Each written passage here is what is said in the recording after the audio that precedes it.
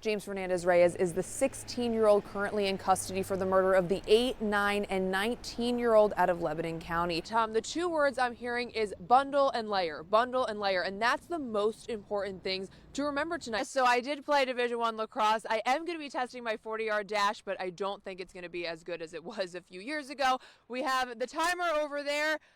Let's see how it goes. Ready? 6 seconds.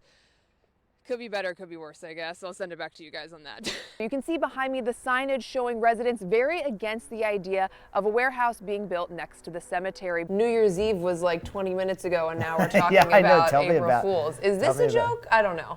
But I want to take you over to my special guest. We have former Cedar Cliff players and former coach here tonight. The deputy mayor tells me that she's known millennials that have come to visit Carlisle once and then picked up and moved here outright altogether. Well, McDonald's no longer selling snack wraps, but good news for people like me who was a fan favorite does not mean that you can't find something similar elsewhere. Very nice, the fast food chain says their wrap is a little different though. Number one, chicken is not fried, and number two, it's bigger, making for a little bit more of a meal. Bernie, can you tell me how long have you been here with Bush's Florist and Greenhouse? He's feeling a little shy this morning. Elise, that is going to feel really nice to be back in the 50s. I mean, even those 20 degrees, I never thought I would say that is going to be warm for me, but really I'm like crossing my fingers, can't wait for the 26 Yeah, that's a good point. It's the first of the franchise locations to come to central Pennsylvania. And you can see behind me, the line is wrapped around the door, and it's been like that all day. Joel D, well, just moments ago, we've been following this closely. We saw police carry a young child out. They ran that child down the street to an ambulance. The child appearing to be around 2 or 3 years old, wearing solely a diaper. Police also have arrested somebody back in the distance. It's unclear as to if that man who was in handcuffs is the individual that they have been looking for, who has been barricaded into that home.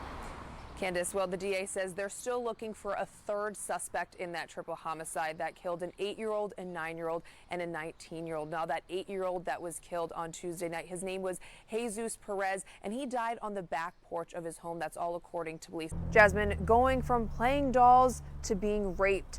I sat down today with one central Pennsylvania woman who says her childhood was stolen from her.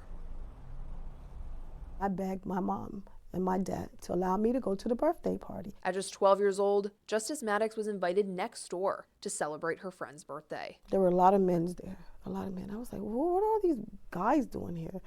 You know, it was me and a couple other girls as well. Justice quickly found one of those men was trafficking her friend, and she would be next. That party then taking a turn for the worse. We decided that we wanted to go to the pool. And that's when hell started. We didn't make it to the pool. Instead, over the next 6 months, Justice says she was made to have sex with multiple men. He forced us to do acts if we wanted to eat. He forced us to wear certain clothes. If we didn't want to do the job, he would beat us. But finally, that chapter coming to an end after an undercover cop posed as a John. It was May 5th, I was finally found. But once home, a new chapter beginning. 12 and pregnant, Justice now faced with a choice. I was going to put her up for adoption. I actually looked at her, and then I just kept her and raised her, and she's just phenomenal. Together, the mom and daughter duo started an organization here in Central PA. I decided to put Justice House to Hope together with the help of my daughter, to be a voice for the children that don't have a voice. Jennifer Foxworthy is an advocate for human trafficking victims. It doesn't discriminate. No one is immune from experiencing this horrible nightmare. While Justice's story isn't unique here in Central PA, it's much more common than you may think. You have 83, you have 30, you have the Turnpike, you have I-95 not too far away. So that's what makes Pennsylvania so lucrative. Now, keep in mind, some hot spots for human trafficking are casinos, bars, and even major sporting events. Something to keep in mind with the Super Bowl just a few weeks away. And if you yourself are a victim of human trafficking, you can reach out to the hotline at the bottom of the screen. Live in Harrisburg, Elise Person, CBS 21 News. That fisherman was enjoying a day off when he saw a boat moving quickly towards the dam behind me here. He said what happened next, though, left him both saddened and traumatized.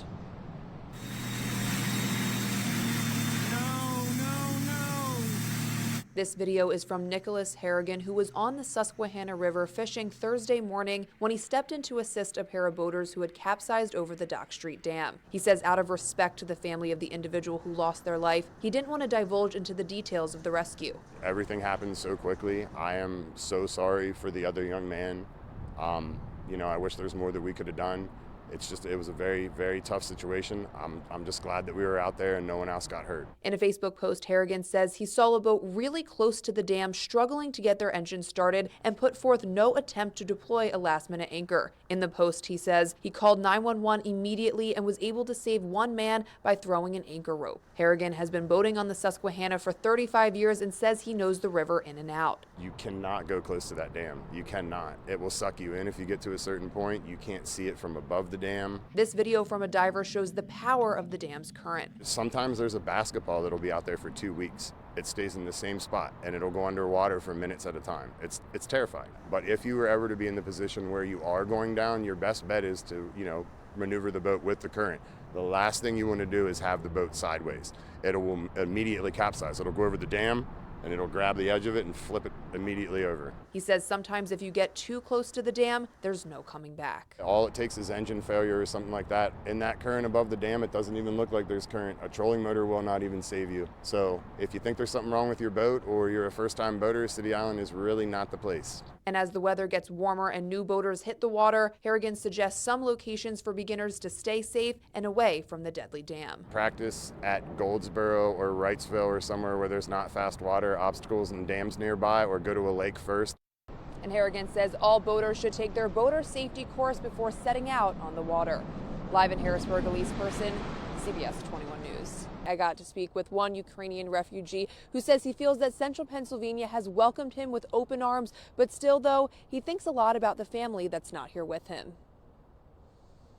I really miss my country, our food, our people. Mykola has called Central PA home since September, and while enjoying his new life in America, he remembers his eastern Ukrainian hometown. It's such a great city, but it's kind of like a sad story because in 2014, it was occupied by Russia. Mykola and his sister Kate left Ukraine and went first to Spain and then sought refuge in America. We got different sponsors to sponsor our trip, so I was here and she arrived to Seattle. It's been months since he's seen his sister. Oh my God, like since August, and it's like forever because we're super close. She's my closest friend. And even longer since he's seen his parents. Because the situation is really complicated politically there. They can't leave that territory. So, and I can't help them anyhow, and they're doing okay, but it's super dangerous there. But he says he speaks to his parents every day and will see his sister this Saturday. Yeah, I'm super excited. Mykola is here through a federal refugee resettlement program unique for Ukrainians. It's a private sponsorship program and is funded by the federal government to bring refugees over. Private citizens are actually providing sponsorship to refugees. CWS Harrisburg works to support both the refugees and sponsors. Primarily, I think our biggest help, though, is a safety net for these Ukrainian refugees. Looking ahead, Mykola says he'd love to get back to his home country, but right now it's hard to tell when that will be, since it's impossible to tell what each day will bring with the war that's happening over in his country. He says, though, he's likely never to fully live back in Ukraine or work there ever again, as he's happy here in America. Live in Harrisburg, Elise, CBS 21 News. In Philadelphia today, residents were advised to not drink the city's tap water. An alert was set out by the Philadelphia Water Department around 2 p.m. today, warning people to only drink bottled water. This all stemmed from a latex finishing solution spill into Otter Creek in Bucks County on Friday. The creek is located near the PWD's Baxter Treatment Plant, which sits by the Delaware River, that river being one of the city's biggest water sources. The PWD later said the alert was set out of caution and that recent testing shows the water is safe to drink for now. PWD is continuing to post updates on their Twitter page. As of now, they remain confident that the city's water will be safe to drink through Monday night. World War II veteran Paul Stike celebrated his 100th birthday today with his friends and family at the Cross Keys retirement home. The Adams County's native was drafted into the Army when he was just 22 years old and served in the South Pacific before retiring as a sergeant in 1945. After retiring from the Army, he worked as an upholsterer in Hanover and then worked at a machine shop until he was 82. Today, Representative Torrin Ecker made an appearance at the veteran's birthday party to present him with a certificate celebrating his 100 years young. Stike and his kids believe it's so important to always respect fellow veterans and celebrate these important milestones. Nowadays, the veteran enjoys stamp collecting, board games, and being with his family and friends. He's also a Civil War buff. He will be honored on the House floor in April as a 100-year-old hometown hero. An investigation has been launched regarding a man who allegedly made a bomb threat to a Walmart. According to police, the incident occurred at the Walmart located on Washington Township Boulevard in Franklin County. Store employees say the store was evacuated immediately after the threat was made. Authorities say while they've identified a suspect, the investigation is ongoing, and as of now, it's unclear if any arrests have been made just yet. The CDC says smoking is the #1 cause of lung cancer, but what about for those who don't smoke? CBS 21's Hallie Jacobs sat down with one local woman who's battling lung cancer but says she's never smoked a day in her life. Thanks, Hallie. Former President Donald Trump has kicked off his 2024 campaign. Coming up, why some Republicans are questioning his decisions and who else is challenging him for the presidential nomination.